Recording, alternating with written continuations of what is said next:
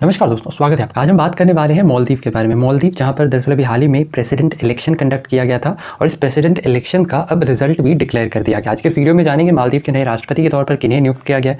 साथ ही और भी बहुत कुछ आज के इस वीडियो में जानने के लिए, लेकिन सबको जानने से पहले अगर आप इस चैनल पर नहीं हो तो आप चैनल को सब्सक्राइब कर सकते हैं इसी तरीके के इन्फॉर्मेटिव कंटेंट के लिए। चलिए बिना ज़्यादा समय लिए वीडियो को शुरू करते हैं। सबसे पहले जानते हैं सुर्खियों में क्यों है, लेकिन इन सबको जानने से पहले थोड़ा सा जो मालदीव है यहाँ का चुनाव कैसे होता है, कौन कौन पार्टी होती है, इस सबको पहले समझ लेना जरूरी है। देखो, सबसे पहले तो जो मालदीव है यहाँ पर जो प्रेसिडेंट होते हैं इन्हें हेड ऑफ द स्टेट कहा जाता है, ठीक है। और जो प्रेसिडेंट का जो अभी चुनाव यहाँ कंडक्ट किया गया था, इसके अंतर्गत मालदीव में मेनली दो पार्टीज हैं।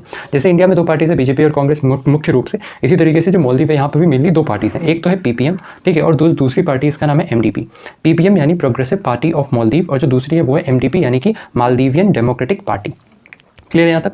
अब हुआ क्या है कि जो एमडीपी है, अब वर्तमान में इसी के जो प्रेसिडेंट है दैट इज इब्राहिम सोलेह, ठीक है, यही मालदीव के प्रेसिडेंट रहे हैं। और अब इस चुनाव के बाद जो नई प्रेसिडेंट चुने गए हैं वो पीपीएम पार्टी के हैं, ठीक है।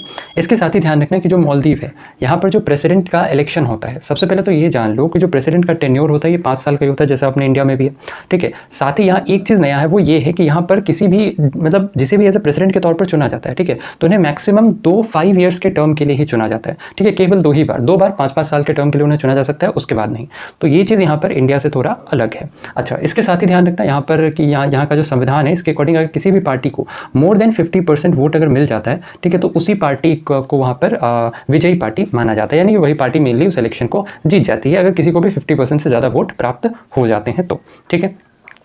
अब वापस आते हैं सुर्खियों पर। तो न्यूज़ में क्यों है, तो जैसा हमने बताया कि प्रेसिडेंट इलेक्शन अभी हाल ही में मालदीव में कंडक्ट कराया गया था, जिसके अंतर्गत जो पीपीएम पार्टी है that is progressive party of Maldives, इसके जो कैंडिडेट रहे थे डॉक्टर मोहम्मद मुइज़ो, ये यहाँ के नए राष्ट्रपति चुन लिए गए हैं, ठीक है। और इन्होंने इस इलेक्शन में जो मालदीव के वर्तमान राष्ट्रपति थे और साथ ही साथ डेमोक्रेटिक जो मालदीवियन डेमोक्रेटिक पार्टी इसके लीडर इब्राहिम मोहम्मद सोलेह, इन्हें इस चुनाव में बड़े अंतर से हराया। और यह जो अंतर है यह तकरीबन 18,000 से भी ज़्यादा वोट्स का है, ठीक है। 18,000 से भी ज़्यादा वोट्स से इन्हें हराया है। इसके साथ ही ध्यान रखना कि जो मुइज़ो हैं, ठीक है, इन्होंने इस इलेक्शन में तकरीबन 53% वोट हासिल की, जबकि जो मालदीवियन डेमोक्रेटिक पार्टी के लीडर और वर्तमान राष्ट्रपति हैं मालदीव के दैट इज मोहम्मद सोलेह, इन्हें तकरीबन 46% वोट ही प्राप्त हुए हैं। इसके साथ ही ध्यान रखना कि जो मोहम्मद मुइज़ो हैं ये अब चूंकि ये जो इलेक्शन था ये जीत तो गए हैं, बट ध्यान रखना है ये जो शपथ लेंगे वो लेंगे 17 नवंबर को, और टिल डेट यानी कि 17 नवंबर तक Ibrahim Solih as an acting president के तौर पर मालदीव में अभी बने रहेंगे।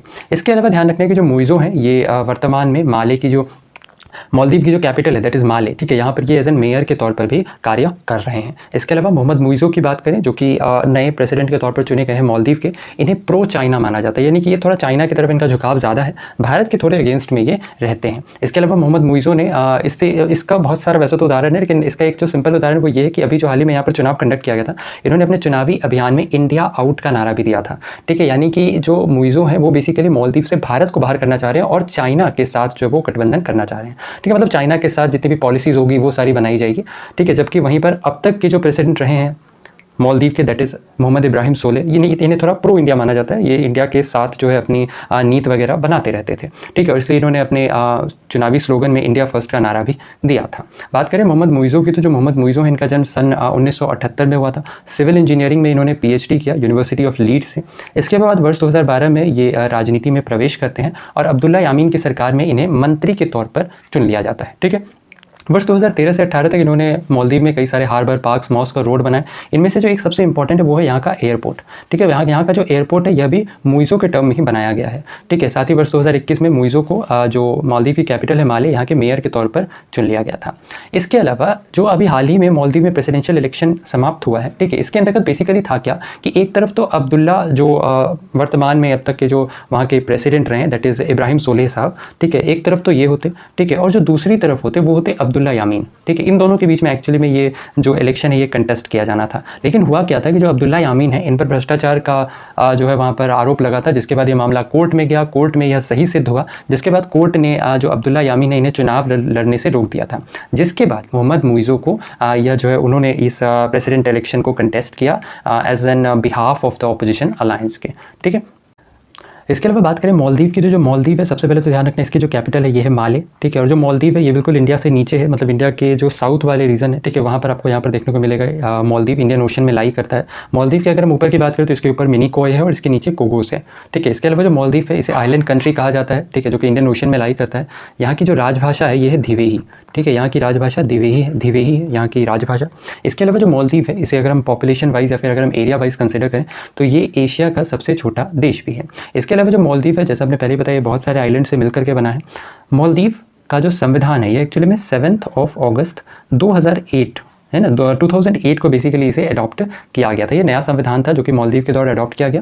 इस संविधान के अंतर्गत यहाँ जो राज्य और सरकार का जो प्रमुख होता है वो राष्ट्रपति ही होता है, ठीक है, यानी प्रेसिडेंट ही यहाँ जो वहाँ पर राज्य और सरकार का प्रमुख होता है।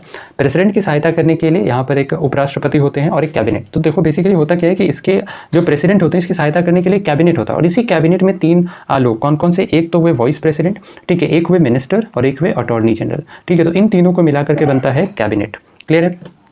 इसके अलावा जो मालदीव है ये टूरिज्म के लिए काफ़ी फेमस है। एक हाल के एक रिपोर्ट के अकॉर्डिंग हम बात करें तो जो मालदीव है यहाँ तकरीबन प्रतिवर्ष 15 लाख से भी ज़्यादा जो पर्यटक है वो मालदीव में आते हैं यहाँ घूमने के लिए, ठीक है। तो मालदीव का काफ़ी सारा जो इनकम है वो बेसिकली टूरिज्म सेक्टर से ही आता है। तो ये था हमारा आज का वीडियो जिसके अंतर्गत हमने बात की मालदीव के नए राष्ट्रपति के बारे में, साथ ही जाना मालदीव के भी बारे में। आशा करते हैं कि वीडियो आपको इन्फॉर्मेटिव लगा। अगर वीडियो पसंद आया है तो वीडियो को लाइक शेयर, चैनल पर अगर नहीं है तो चैनल को सब्सक्राइब करना बिल्कुल ना भूलें इसी तरीके के इन्फॉर्मेटिव कंटेंट के लिए। तो वैसे मैं आज के लिए इतना ही, अपना ख्याल रखें, स्वस्थ रहें, सुरक्षित रहें। आपसे फिर अगली वीडियो मुलाकात होगी, तब तक के लिए धन्यवाद। गुड बाय, टेक केयर, जय हिंद।